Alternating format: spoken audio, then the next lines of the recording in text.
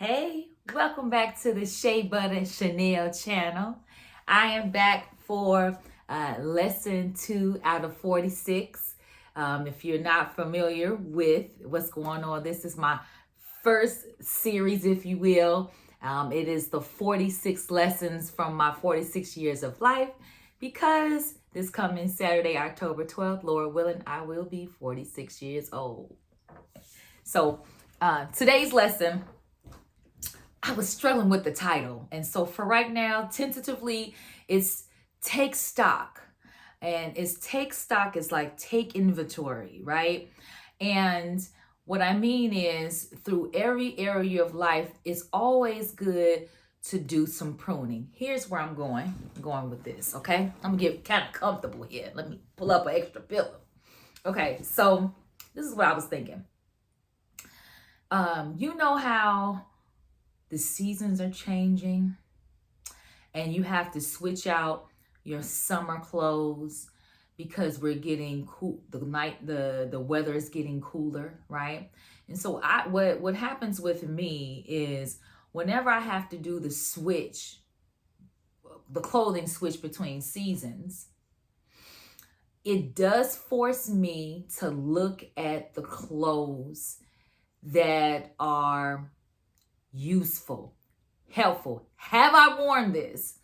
And so what I recognize, and I'm pretty sure that you're guilty of it too, is that there are items in my wardrobe that I have kept that had a good history, a good run, but for some reason this particular summer I wasn't led to wear it.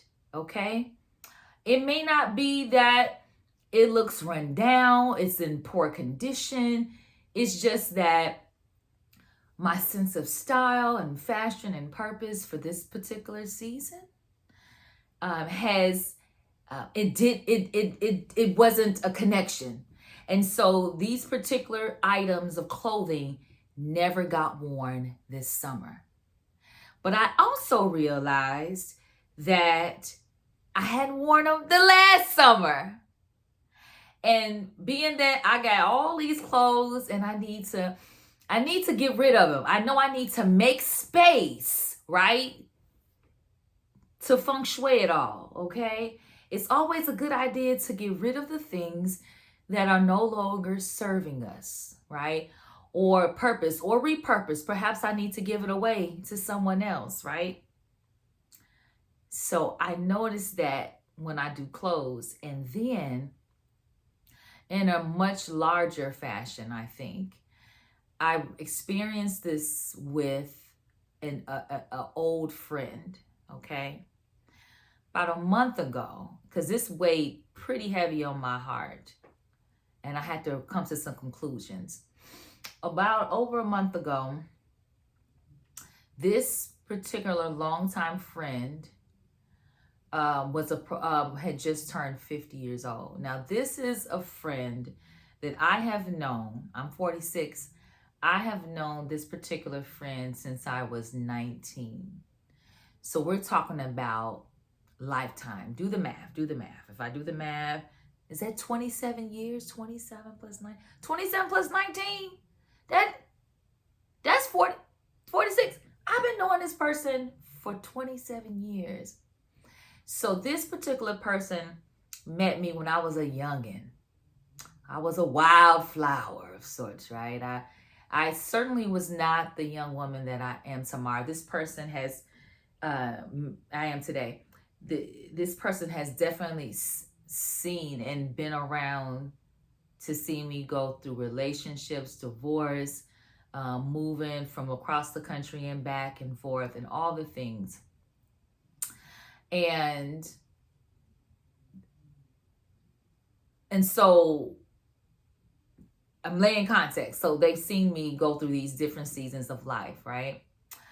This person is someone that at first when I met them, because the person is older and in my eyes at the time, much more developed spiritually with God, this was a person of admiration or respect But I was too young to appreciate that. But as the years would pass, I again she was basically a big sister to me. Okay, so there's your context. So when I called her for her 50th birthday, this conversation was almost 3 hours long. Now, not just because it was her birthday, but this is just like when you get to this great age, you have lifetime friends, really dear friends, where you guys don't speak for months, right? And so when you finally catch up, it is a 2-3 hour conversation. And I have friends outside of this person that are dear and close to me as well. And it's always a joy to catch up. It's always a joy. I'm full, even though I'm tired. By the time we get off the phone, we're full. And it's like, oh, we needed that. And so you expect this to be the sentiment, because this has been the sentiment for years with all these longtime friends. But here we go. I had a conversation with this friend, and so was a lot of catching up because we hadn't talked since maybe earlier this year, perhaps. And it started out light, first 30-40 minutes, because she had some very big things, like some international travel to celebrate for her birthday. And at the same time, her and her husband are nesting because empty nesters, I should say, because their daughters are both in college now, and so they're transitioning to a different season. So I've always been a big fan of that, just seeing that they've had a marriage and a relationship that has, for all I know, what I'm aware of, is healthy and loving, and it's endured, right? And so I was, happy about all of that, blah, blah, blah. And then conversation shifted because the conversation began as I was leaving an event, and something happened that I witnessed that looked racially motivated. And it's in a particularly affluent area. And so when I shared the area, she went on to say, she said, I know exactly what you're talking about. And I didn't know after all these years, I learned that she's very familiar with where I live. She has family that's been here. And so she's always visited where I live throughout the years. And as the conversation went on, it became, I would say, for me, it was irritating because she would say things that were off the cuff and very off-putting and down-putting to me. So, for example, it was things like, I don't know why you moved to LA before, because before I moved here to Georgia, I lived in California a second time. And I've been to California and I am not impressed. And so we're both from Chicago. Now, I'm always going to be a Chicago homegirl, and there's no place like home. And so I said, well, moving to California was not a F Chicago is blah, Chicago is whack. I moved to pursue my dreams, and so I still don't understand why. And I said, well, it's not for you to understand. Once I make up my mind to pursue a thing, I do it. I don't talk about it. I do it. And it didn't work out as I had planned. But I don't let the grass grow beneath me. I will try something and I will move, etc. And so now that I'm here in Georgia, it was, I know where you stay and I'm not impressed. Chicago's the place to be, da, da, da. And so I would affirm what she said. I'd be like, girl, you right. Ain't nothing like Chicago. But I have grown to love where I am. And even though I couldn't wait to get out of California, there are parts about California that I miss. And so it was almost vitriol. Like she kept like being negative. Like it started off with her berating my choices to move. And then it was down putting my profession. And trying to reason with her, all of it was very draining. And I had to tell her somewhere towards the end of the conversation, I said, hey, this isn't a competition. I know it's not, because it can't compare to Chicago. I said, listen, you've established yourself and I've established myself, and this is where I am. But there's no reason to go back and forth with that. And it wasn't a yelling match. It was just, if you have been around this person, she's always, even her, the way she's built is a heavy stature. And so she carries herself as such. And so I decided that I didn't want to know, my goal is not to come hard when somebody's trying to go so hard. But I showed no bones about letting her know that this was silly. It's so silly. And so we ended the conversation, albeit amicably enough. But when I got off the phone, I was grieved. I was so grieved. And it made me feel like this person that I considered a dear friend all these years, for one, never really knew me. Were we really truly a friend? Did I misunderstand what the relationship was? Because even though she, by all intents and purposes, she lived a pretty much straight path. She got married. She's been married and only been with this one man for her entire life. And they have their home in the south suburbs of Chicago. Their daughters are doing well. And she's in the accounting field. And so everything is straight. And I started out in accounting and stuff, but my marriage failed. I foreclosed on my home. It's so many things that my story goes like this, not perfect at all. Yet I've always genuinely celebrated the fact that her stuff has always worked out. Never any malice on my part. And I have other friends with similar backgrounds to hers, okay? Always the same motive and attitude towards them from me, okay? And they know my story, and they've seen my life go this.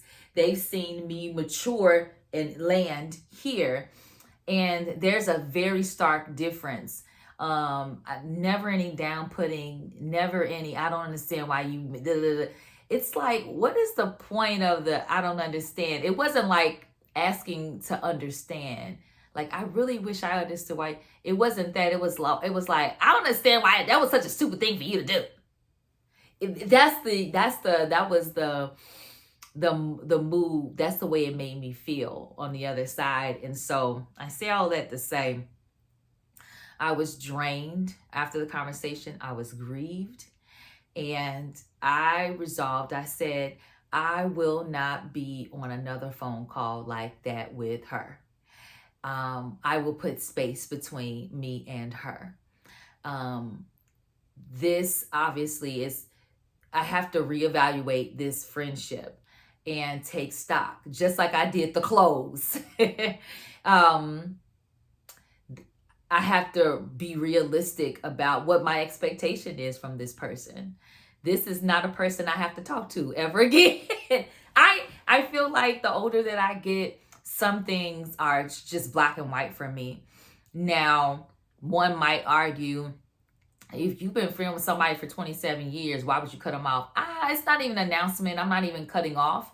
It's just that I'm not being intentional about reaching out to her at this point, right? Because it's not healthy for me to do so. I don't think having a conversation with her is going to be uplifting. And I just logged off from work at 7:30 in the evening. And thinking about having a conversation with her now is not appealing. Yet I have friends that I have known almost just as long. And if they were to call me, I'd answer right away. And so it's okay. It really is okay. Actually, almost something similar happened between me and my beloved uncle last April, like April of 2023. He and I had an exchange of words, if you will, for over a discourse of a couple of hours, and it was gut wrenching. This is a man who basically raised me. My mother had me very young, and we had a shift in our relationship as well. He definitely became disrespectful towards me, and I refused to accept that.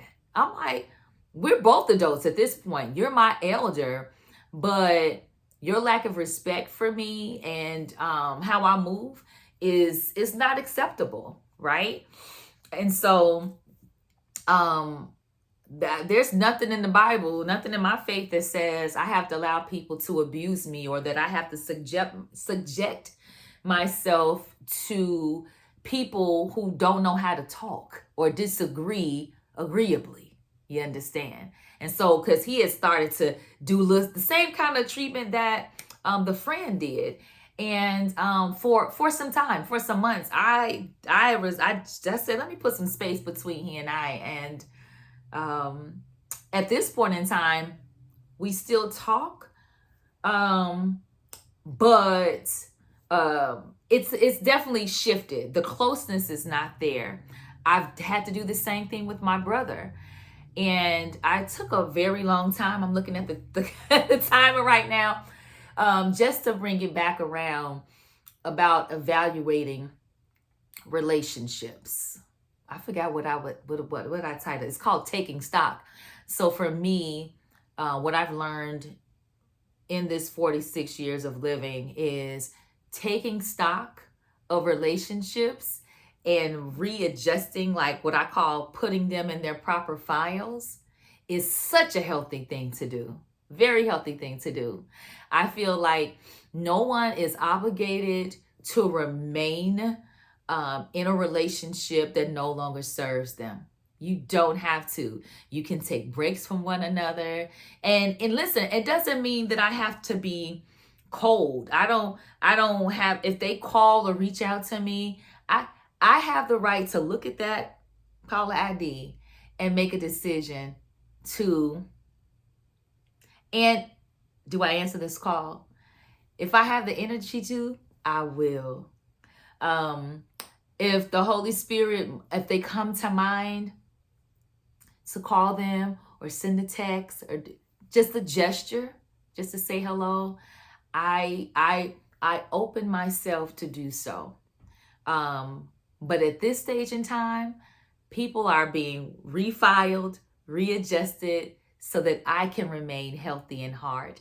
And I think it works for everybody, because I think if I keep talking to you and you keep disrespecting me on a regular basis, then the relationship is completely over. and then it invites me to get out of character. And if you start using profanity towards me, then you can go on somewhere for good. So take stock. That's what I'm going to end with. Take stock, readjust, get rid of them old clothes, get rid of the people that no longer serve, quote unquote, serve you. And I hate to say serve, but relationships are a transaction of serve, right? And we serve each other, whether it's action, if that's what they need at that time, whether it's a good word, whether if it's encouragement, whatever. But I had to realize, it almost felt like that friend was hating on me. And I know if she watched this video and she know I'm talking about her, she would blow up and be like, what I got to hate on you? My life is good. But I would say, question, why did you come at my life the way you did? Why? Like, what was the point of it? It wasn't from a place of love. Like, Shay, I know I've been knowing you for a long time, and you've made some very interesting choices to pursue and move here and da. But the fact that you still got your mind, you ain't lost your mind, and you ain't depressed.